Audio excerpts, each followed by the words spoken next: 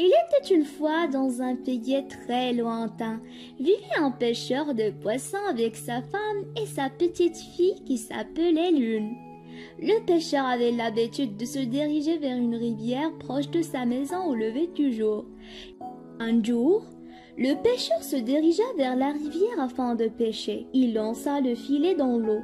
Soudain, il remarqua une petite fille dormie sur un plaque en bois, flotter dans l'eau.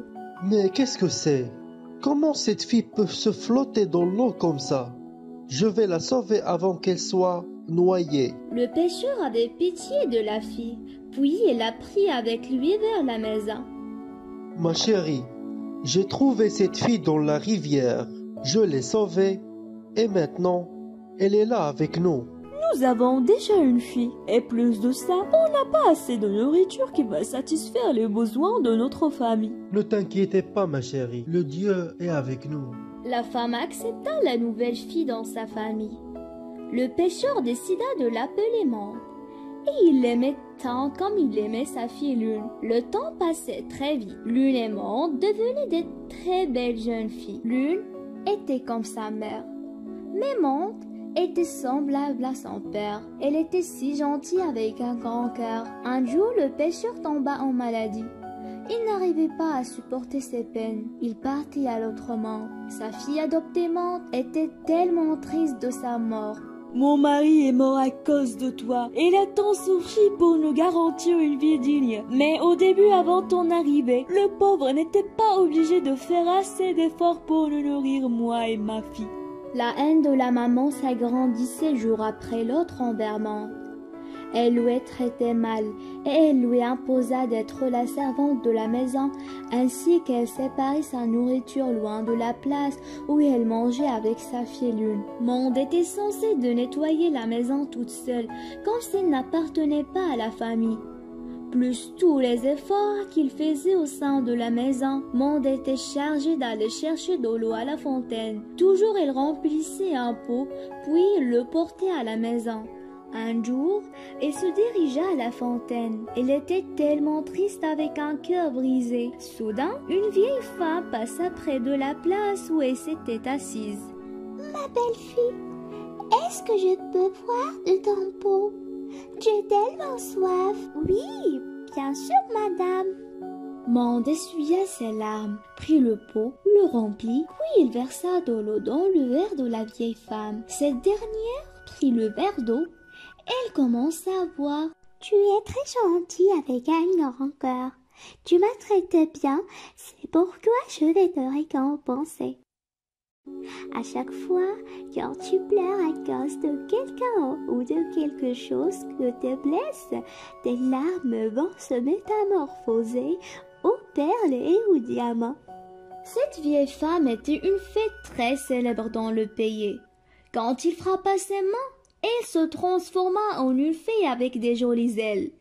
Mande était surprise de ce qu'elle regardait, et avant de réagir ou de dire quelque chose, la fée disparut. Après ce mystérieux événement, Mande prit le pot vers la maison et elle se rencontra avec sa maman qui était tellement énervée de son retard. « Mais comment tu as osé d'être en retard et de nous laisser ici? Dépêche-toi et prépare pour nous quelque chose à manger. » « Je suis vraiment désolée, maman. » La pauvre Mande se dépêcha d'obéir. Quand il était en train de préparer le déjeuner, et il commençait à pleurer. Comme c'était promis par la fée, ses larmes se transformèrent sur place aux perles et aux diamants. « Qu'est-ce que je suis en train de voir ici? Des perles et des diamants par terre? D'où viens-tu de toute cette quantité de bijoux? » Mande commençait à raconter ce qui s'était passé près de la fontaine avec la fée et de la récompense qu'elle avait donnée. « Lune, viens ici. Tu dois rencontrer la fée. Tu dois essayer de lui demander de te donner la même récompense qu'il a donnée à ta sœur.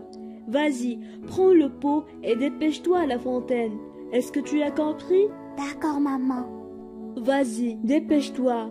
Lune se dépêcha d'obéir sa maman. Elle prit un pot argenté et il se dirigea vers la fontaine. Il commença à le remplir d'eau. Soudain, une vieille femme s'approcha de lui. Elle a demandé de lui servir un pot d'eau. « Ma belle-fille, est-ce que je peux boire de ton pot? Est-ce que tu crois que je suis là pour t'aider? Tu es vraiment folle. Je suis là en attendant la vieille fée. Ce pot n'est pas pour toi. Tu es vraiment méchante. Et c'est pour ça que je vais te punir. À chaque fois que tu parles, ta voix va se métamorphoser en une voix incompréhensible pour tout le monde et va être une voix de grenouille. Lune était vraiment choquée de cette nouvelle. Elle essaya de parler après cet événement. Mais elle n'arrivait pas à s'exprimer comme une personne normale. Sa voix se métamorphosa en une voix de grenouille. Et c'était trop tard de penser comment elle pourrait changer sa situation actuelle. Elle commençait à pleurer. Qu'est-ce qui s'est passé à la fontaine? Pourquoi tu parles comme ça? Lune essaya de répondre aux questions de sa maman, mais en vain. Quel malheur! Qu'est-ce qui est arrivé à ta voix? Oh mon Dieu, aidez-nous! Tu es la cause de ça aussi. Tu vas payer trop cher. Vas-y, apporte quelques plats en bois ici. Ma fille a faim. Dépêche-toi. Mante se dépêcha d'obéir sa maman et se dirigea vers la forêt tellement triste. Le lendemain, au lever du jour, Mante commençait à chanter avec sa voix qui était magnifique dans la forêt toute seule. Je souhaite dans cette belle journée d'être Soudain, heureuse. un prince passa près de la place où la fée Mante s'était assise en train de chanter. Le prince était curieux de voir le visage du monde. Il était ébloui de sa magnifique voix.